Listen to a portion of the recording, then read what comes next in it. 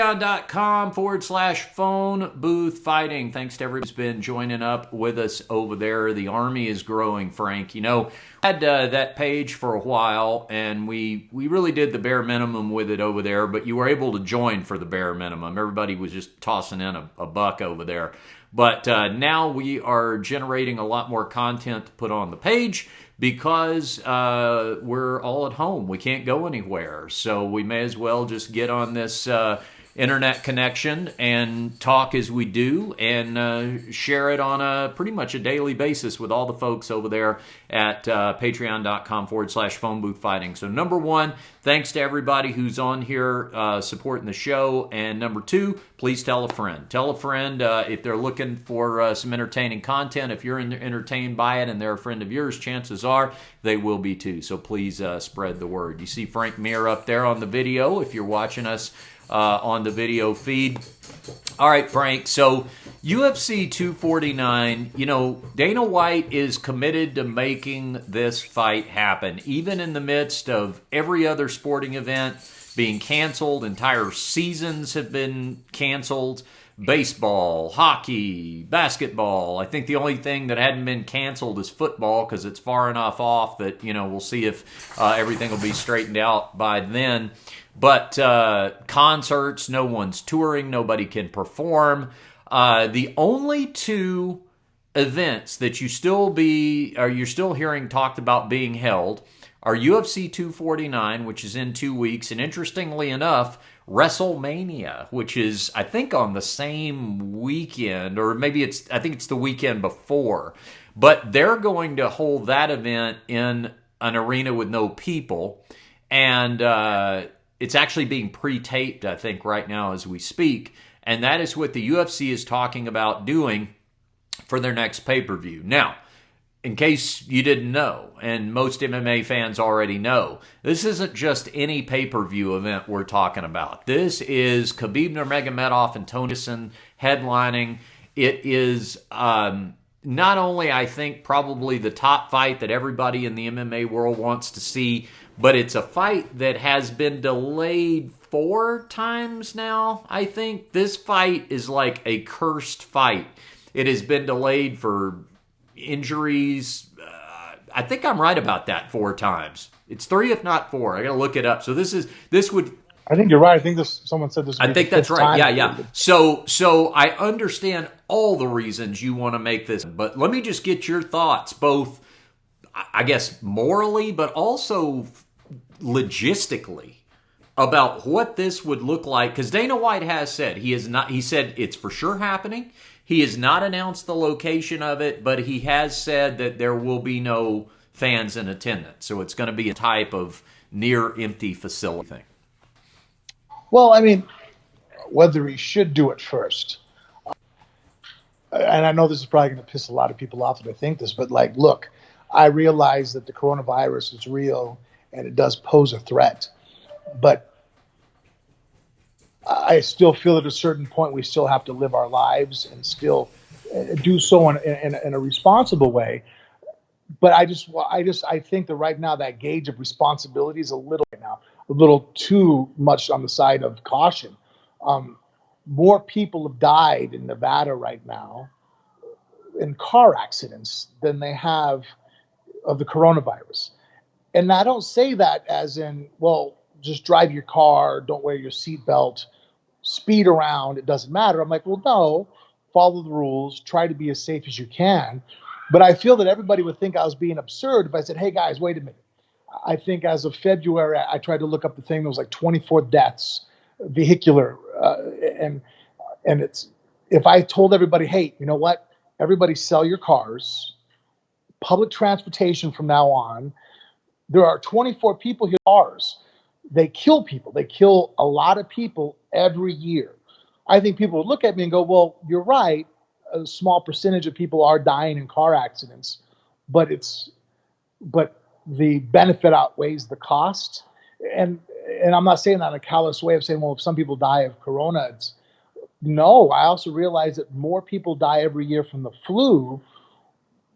And I don't say that, hey, don't wash your hands, go out, be exposed.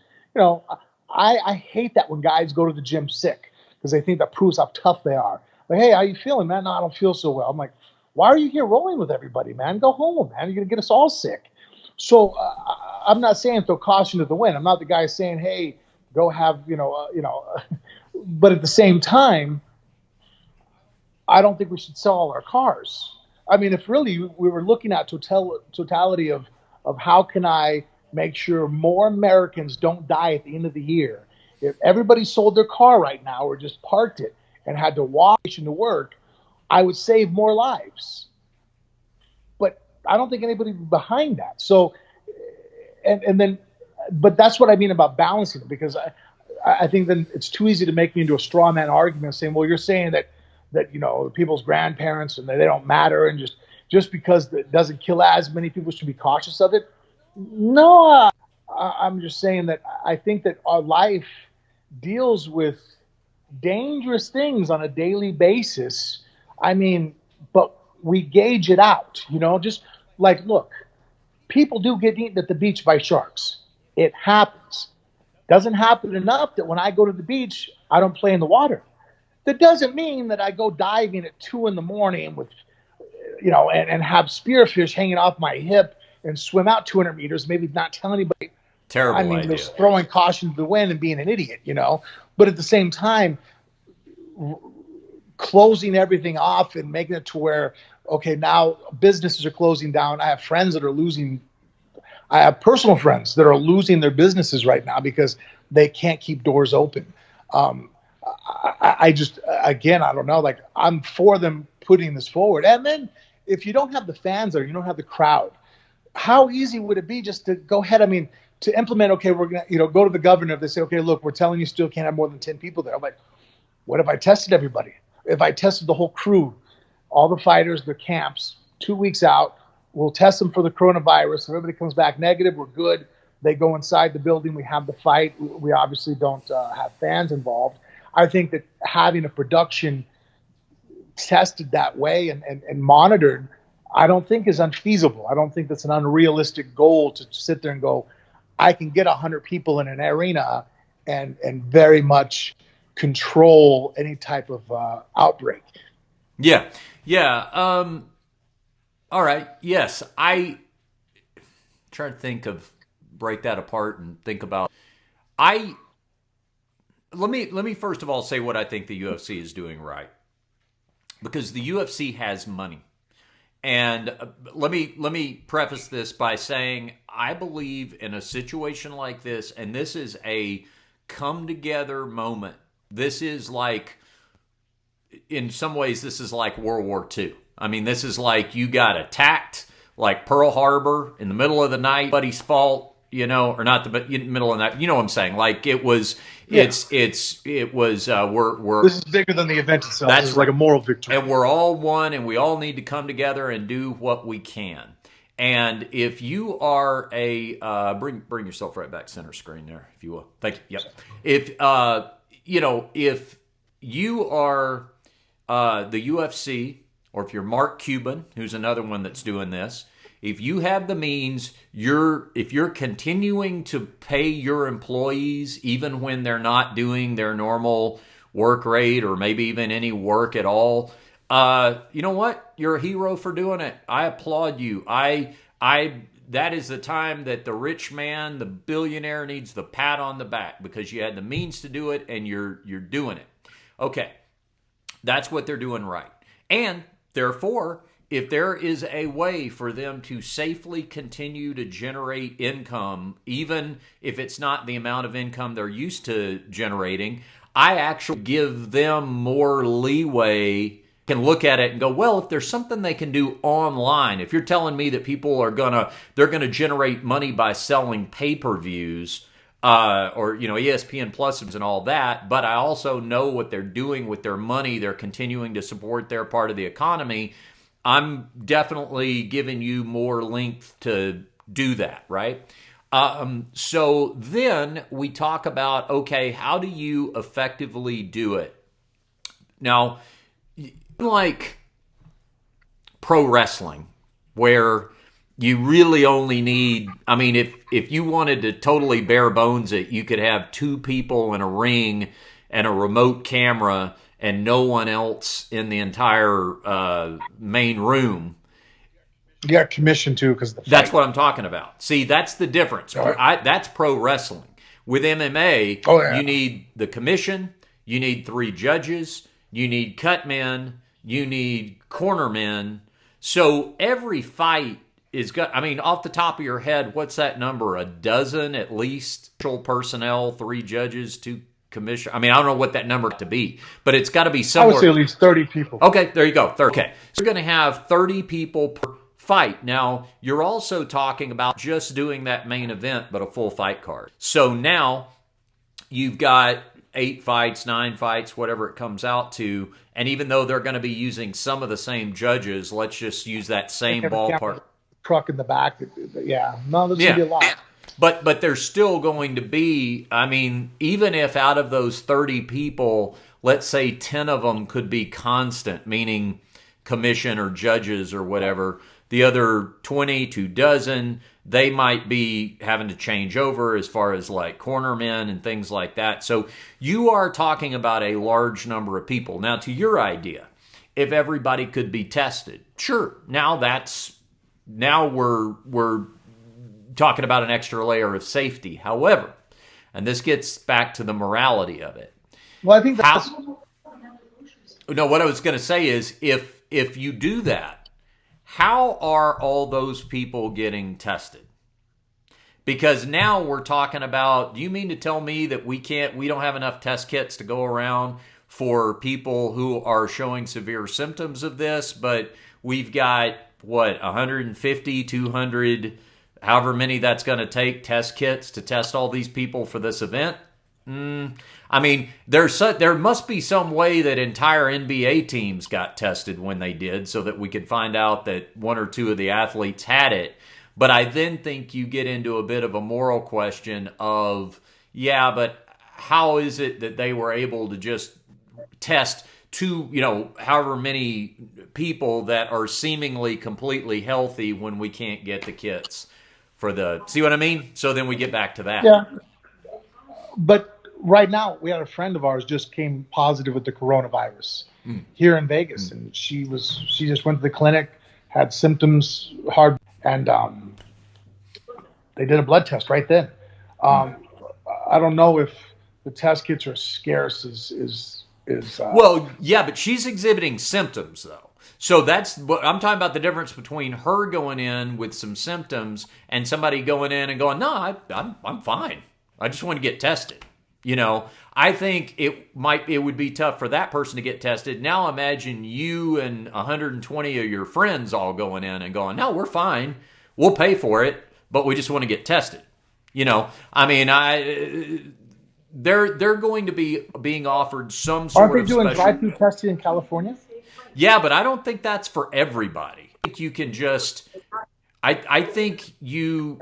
I don't know if you can do that if you're not showing any symptoms. And number 2, okay, if 120 personnel that are going to be involved with this thing are going to just randomly go sit in traffic for however many hours to get tested.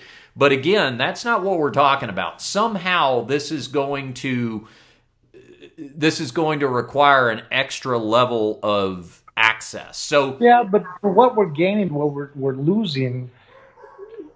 If for one, the money's going to the healthcare community as far as paying for the testing kits, you're paying for nurses to be there, to administer obviously some, medical, and they're just doing blood tests. For what it would gain, I think that the morality of it still is, I wouldn't question it. If you were telling me there's people sick in a bed somewhere in the U.S. that have no access to being tested, that are exempting signs because we're such a shortage of test kits, then I guess we can bring up the argument. But as far as, Jennifer's mom is a physician's assistant. We were just on the phone with her today. She's like, she has no shortage of test kits. Well, yeah. That's good to hear. And I'm just saying though that if we do it in hold on, I'm having a conversation with him. I'm live on camera. And then you're talking to me like this way, babe. Okay.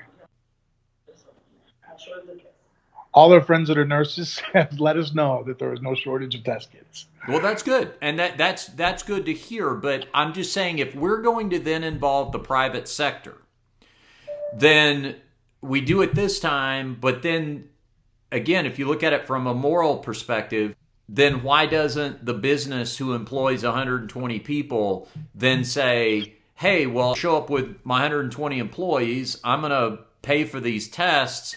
I'm supporting the economy by keeping this open. So sell me these tests in a time where we're having to say, wait a minute, we're doing this first come, first serve. It's like access to medical masks and things like that. You know, we're trying to give them to the people who need them the most.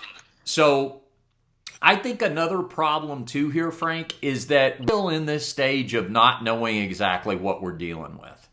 Like, if this were even months down the line, where we know where curves are flattened and all that sort of thing, and even though it's bad and even though it's dire, we have some handle on, okay, but here's what can reasonably be expected. I think part of the problem is this thing is still the West. I mean, you just don't know. Maybe it turns out to not be as bad, but we just don't know that yet. And all signs are pointing to the opposite. So in my opinion, you look at California, for example, in a situation where cases are doubling every 3 or 4 days, we're nowhere near a leveling off of this thing where we can start going, well, maybe it's not the worst idea to have an or have that event. Clearly, out of an abundance of caution, everybody is saying, hey, let's just don't do the events, or let's don't do public events. And there's a company going, yeah, except for us. And here's why that's a good idea. And like I said, when we started the beginning of this conversation, the fact that they are still paying their employees cannot be applauded enough. And I in all sincerity, I mean that. And companies should be doing that. If they are out there and they have the means to do it, they ought to be doing it. That's how you can give back right now. So I'm all for you trying to find a way to do it. How about this? What about this idea? Instead of having, and I know this isn't going to generate the kind of money that they could potentially make on this fight, but if they're insistent on wanting to do it and doing it, and you want to somehow reward somebody for, again, doing the right thing by keeping their employees employed, what if they did not a full fight card, but just that main event? And if you don't feel like you can sell that for $60 on pay-per-view, how about you put it on ESPN Plus? You're still selling the subscriptions. You're still going to need $5 from everybody to sign up. So you're going to sell some more subscriptions that way. What if you just limit it like that to one fight? Yeah, but I don't know if the limit will be enough to say that we're under the 10, because then that's where the argument's going to get under, is the amount of people that are working it. I still feel that, like, the precaution, even if you were to sit there and take it off the table, like, okay, paying for medical test kits, that could open up a can of worms that, we don't want to start going there. People can jump the queue because of financial incentive. But like right now, we're still allowing people to travel. I can still jump on a plane right now and fly to LA. And I had to sign a paper to say where I've been. They checked my temperature. There was a reasonable amount of precaution taken, because they still saw that locking me outside the country with my daughter, or just locking down all travel, would not have been the better of the two routes. I mean, if you want to really secure it, just shut the border completely. Grocery stores shut down. Everybody just freeze. Yeah. Don't let, National Guards needs to be running tanks up and down the street, making sure no one walks out their door. That could, you see what I mean? Like, as far as going to that level, there are people that probably argue for that. Whereas, again, having a small show, the benefit of putting it for the things you brought up, the morale of everybody, just, I mean, hell, you're sitting at home. What do you have to look forward to right now? It's just bad news after bad news after bad news every time you open up your phone and you pick up your feed. I think this would be a very good distraction. Plus, the guys that are on the card that we're supposed to be fighting, I know how that is from a fighter's point of view. I mean, I know that a lot of people are right now, especially I live in Vegas, almost all my friends and family work in the service industry. We talked about you and I, you know, I mean, like at least the fighters and the cornermen that are on that card, they have a bank and be able to, you know, support their families with. Right now, you know, there's a lot of people that the certain aspects of the economy we can get moving. And again, I'm not saying let's drive our car 200 miles an hour with no seatbelts, but I think taking precautions and moving forward to try to get the economy and doing things in that mentality, I think outweighs the risk. Look at this. Look who's making a surprise appearance here. Oh my goodness. There's Nala. She had Frank. Can you show her Frank? Yeah. Does she acknowledge the screen? If she turns around, but I don't know if she'll. Can you see Nala? Can you see Frank? She can't hear you because I got the headphones on. Oh, that's right. There you go. Can you see Frank? Oh my goodness. Yeah, if anybody's, well, obviously you could be listening to our audio feed for Patreon subscribers, so you're missing seeing the world's cutest pit bull. But if you go and look at the video, see her. She decided that enough of all this doom and gloom talk. It's been 30 minutes since she got petted, and we can't be having that, can we? No, we cannot. Oh my goodness. Thank you so much for all those kisses. But well, and how about this, Frank? You know, I will say this. One thing that combat sports can have going for it right now is that it is, you know, mano a mano or, you know, female e female, however you say that in Spanish. You know, it's not a team sport, so you don't have as many people involved. And I recognize that. I think anything we do right now at least ought to be having this level of discussion. Even if we decide to do it, we should damn sure be talking about it. And anybody who is saying, you know, this is nothing, we're told a bunch of stuff that's not true, and just stopping there. I mean, you can have that opinion, but make sure that's an educated one. Make sure you've really looked into that and decided why you feel that way. And I agree with you. I mean, that's why I looked at Italy. Mm-hmm. I mean, Italy's had over 7,500 people die. But at the same time, when I hear that stat, I also see Switzerland. 50% of everybody that has the coronavirus in Switzerland shows no symptoms. It does not, you know, so like every time someone wants to throw information at me that goes, hey, man, this is doom and gloom, you should just, you know, hide up in your house. I'm like, no, I'm not saying to go, you know, I'm trying to think of an analogy here. What's that? She said she feels like it's the flu. Yeah, our friend, but, you know, I mean, look, if you're not married, having unprotected sex, being promiscuous is dangerous. I wouldn't tell anybody to go out there and just have many sexual partners and have unprotected sex. But at the same time, if you're like, hey, I'm a single guy, I wear condoms, that's not 100%. Right. Like, there's nothing that's 100%. But if you told me at the same time, I'm never going to have sex again because I'm worried that, you know, I could, you know, even in a monogamous relationship, you could catch something if your partner was to be, you know, that's not 100% either. But I feel that, like, at the same time, we always have to, people look at percentages. And I guess that's the part of my brain that's a fighter. I'm always looking at stats.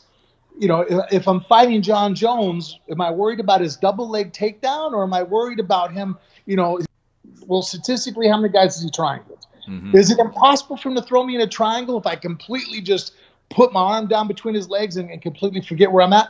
No, he's still a trained mixed martial artist. He's good in every area. Mm-hmm. But if for you to sit there and go, well, you know, hey, we're fighting Cejudo, worry about the spinning back kick. Mm-hmm. I'm like, has he ever thrown that in a fight? No.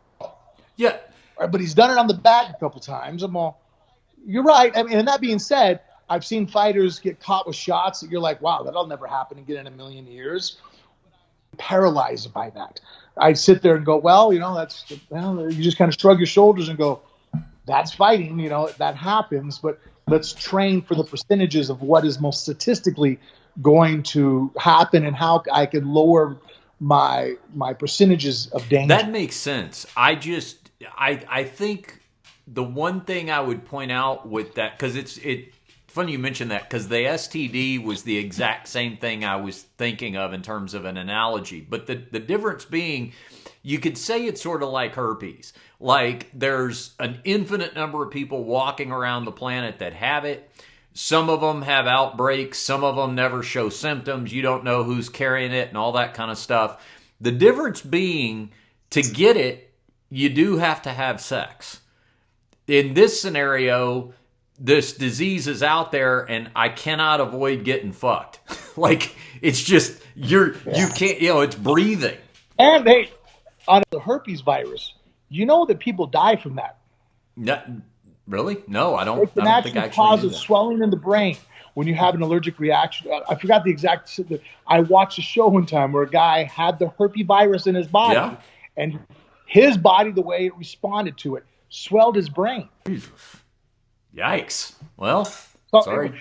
Not to throw out that there's always the one if people get struck by lightning. Yeah. I'm sure someone next year is going to be eaten by a great white shark. Yeah. There's those few unfortunate souls that just are they make headlines because it's like, wow, that never really happens. Yeah. Yeah. That's crazy. Hey, speaking of getting eaten by sharks, is anyone in your house watching the Netflix series The Tiger King? No, I just saw that earlier today on my. I'm actually. Someone made a joke about it. I didn't understand the joke, so I looked it up. I'm like, oh yeah, we're gonna watch this. Okay, I highly recommend it. I've got a couple of more episodes, and I'll be done. It is so riveting that a lot of people I've seen, like Doug Stanhope the other night, watched it in an entire sitting, like just stayed up all night and watched it, couldn't stop.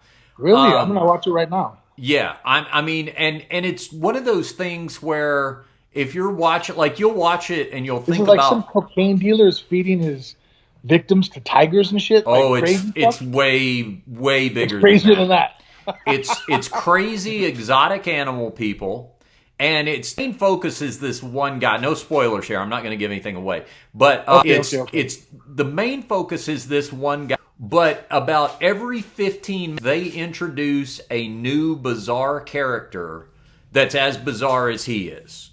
And it's just one after another after another. Oh yeah, but then there's this person, and they fold that person in. And the subplots that are going on with this thing. First of all, my perspective as an animal rights person is that for the most part, I pretty much want all these people rounded up and I don't know what, incarcerated, or I definitely want all of their wild animals taken away. Like it is definitely a testimonial for why people should not have tigers in their backyards. But we know that they do, and we know that in many places that's perfectly legal. So it's good to actually shine a light on that, because you'll watch it and you'll just be like, every one of these people are shit crazy. But they're not all batshit crazy in the same way. Like there's sexual elements to it, there's drug elements to it. Like everybody's their own kind of unique version of the same kind of crazy. Enough said. Trust me, you will. When I tell you you will be enthralled by something, this is right up your alley. You and Mrs. Muir will love this series. Plus, it'll give us something to talk about here on Patreon. Yeah. So check it out. Because honestly, you know what? That's something you and I probably disagree on then, is because I'm actually pro if a big enough habitat for a wild animal and it's taken care of.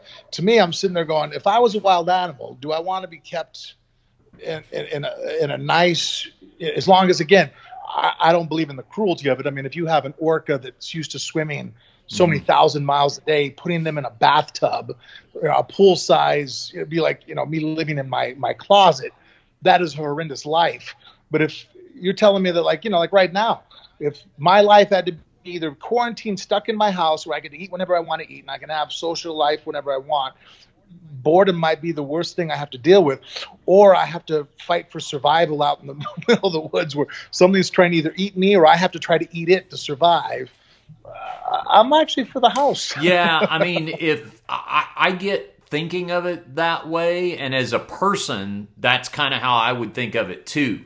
The problem with tigers and lions and things like that is that they need, the stat is like, I think like, 300 miles or 200 miles in terms of what is like a jungle, to have the potential for their territory to roam. Exactly. Now, listen, I don't like shows on Animal Planet that show the lions attacking the zebra or the gazelle or whatever. But I totally understand that's just the way they do it. Like, I'm not going to enjoy watching it, but I'm not mad at them for doing it because that's Darwinism, like that's just what they do. So, yeah, so I want them off doing that in the jungle. And, we've got plenty of unwanted homeless dogs and cats that everybody can adopt. This girl I adopted right here, Nala. Nala, can you say hi? Come here. Nala, come here. Come here. Say hi one more time. Get up here. Oh, my. Come here. Come here. Do you know one good thing about this, Frank, is that, I guess I'm not changing the subject, but one good thing about this quarantine is that the numbers on fostered and adopted unwanted homeless dogs and cats have gone up because... I've actually read that some places have ran out. Yeah, you got people at home, and that's a good thing. If people are out there doing it and they have the means to do it, you're home right now the whole time, so it's a great time to either foster or oh no. Hold on adopt. A second. Bella, bring your buddies. And the hedgehog.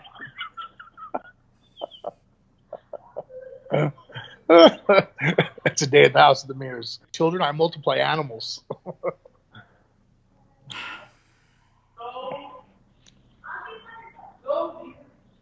Just be careful.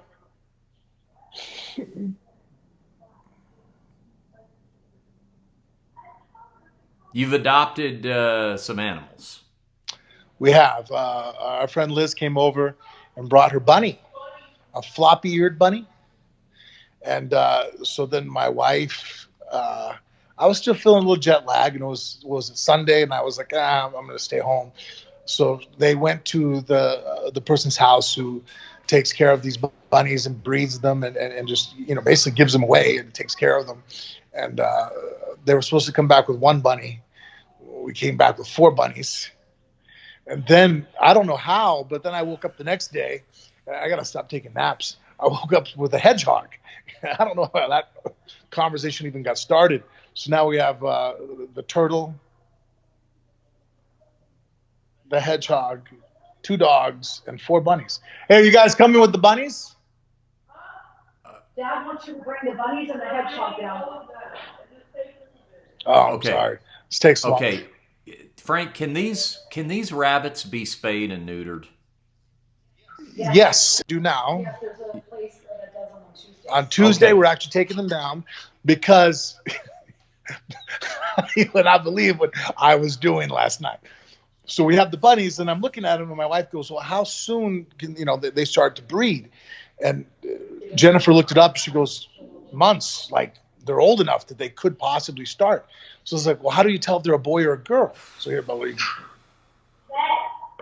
There's the hedgehog. What's her name? Buttercup. This is Buttercup. All right. Very cute. Hello, Buttercup. All of our animals have Disney names. Oh, yeah. Hi there. Hi there. All right, so we have one hedgehog.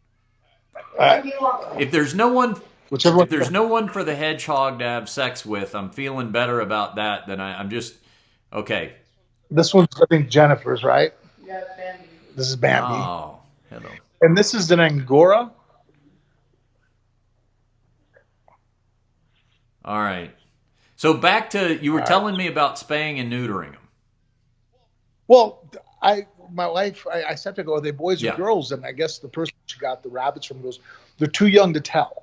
So then we Googled, and it's like, well, no, you could tell, but it's extremely difficult to tell. And they showed this one's Roros. What's all Disney names? Yes. All right. This is mine. It's Thumper. Thumper is Bella's. My goodness. How do the dogs doing well with them? Yeah, they'll run up and sniff them, but I mean, watch real quick. Grab Thule. They're scared of them. Thule's actually kind of like, but I mean, you can see like the rabbit's almost the same. The rabbits are going to be bigger than my dogs. Yes. By the way, the camera shot here, Frank, your giant head is slowly being phased out by layers of animals. So it's yeah. Okay. All right.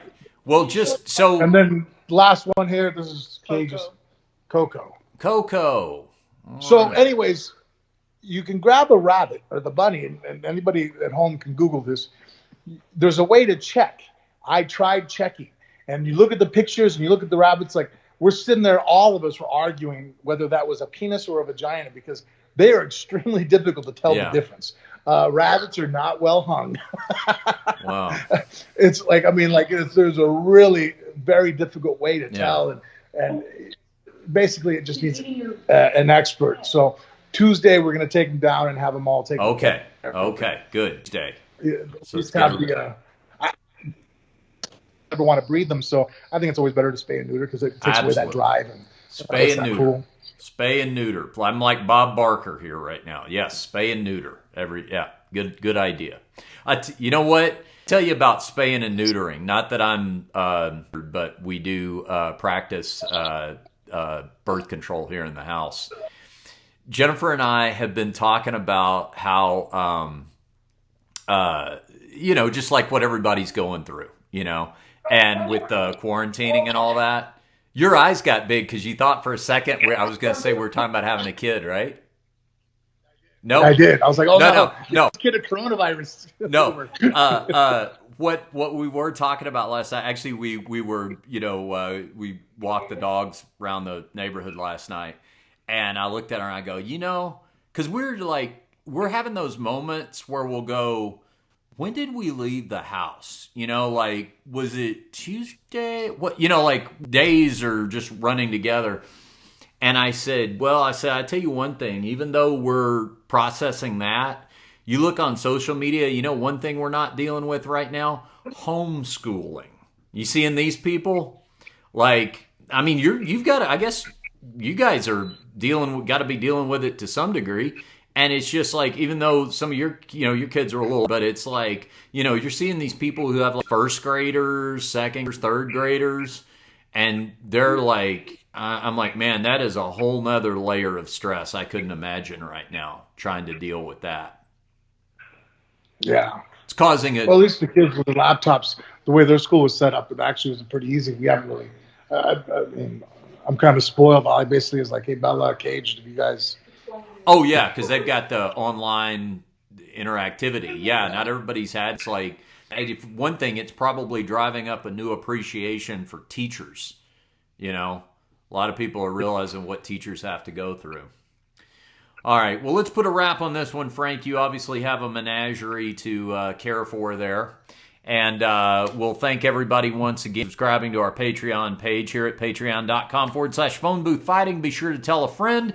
And while you're doing your online shopping, if you're like me, you're ordering the groceries in at home and all that kind of stuff. If you go through Amazon.com, there's actually a way to support our show at no additional cost to you. So tell them what you do, Frank. You go to phoneboothfighting.com and click on the Amazon banner. Why? Not just do your shopping as you would normally do, and a small extra percentage that no extra cost to you comes back here to help us out at the show. That's it. We'd appreciate it. Follow us on social media. Frank is at the Frank Mir. I'm at Richard Hunter, and we'll be seeing you right about tomorrow, Way, for something else here on the Patreon page with Phone Booth Fighting. Way bye, Frank. You guys.